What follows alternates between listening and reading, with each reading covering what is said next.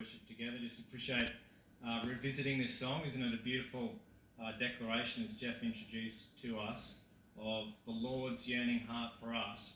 Just as we're singing that, I'm just wanting to ask the question of this word that's being proclaimed to us, what person does that not apply to? So the Lord's saying, you are mine, I'm your precious jewel. Of what person does this word not apply to? Because didn't he say that to every person at the cross? And he also said to every person, on account of your own choice, you are not my people. Are you catching the thought here that what person's not caught in this word? You are mine. Does that not apply to all of us? Does that not apply to the ones that were here, that who've departed? Does that not apply to our children who've chosen to be an enemy of the cross? Does that not apply to the people who don't know the Lord yet? Hasn't he said this about every person? Are you catching the point here? He said this to everyone, hasn't he? He said, you are mine. And at the same point is where he said, you're not mine. He said that concerning every person. Every person can be choosing to be made one of the Lord's people if they connect to the cross of Christ.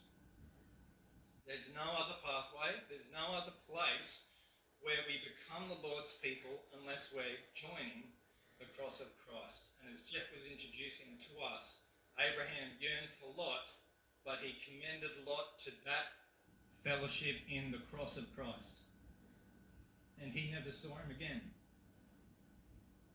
Are you willing to do that for your family, for your children, for your loved ones that have turned away?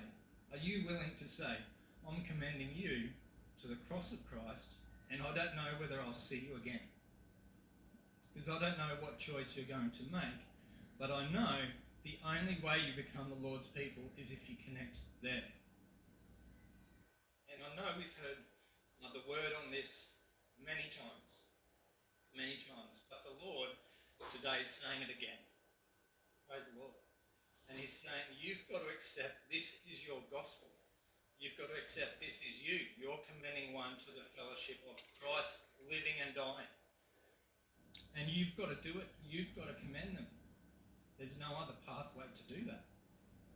And the Lord's yearning heart is very different from a mother or a grandmother or a father or a grandfather who's yearning for those who are not.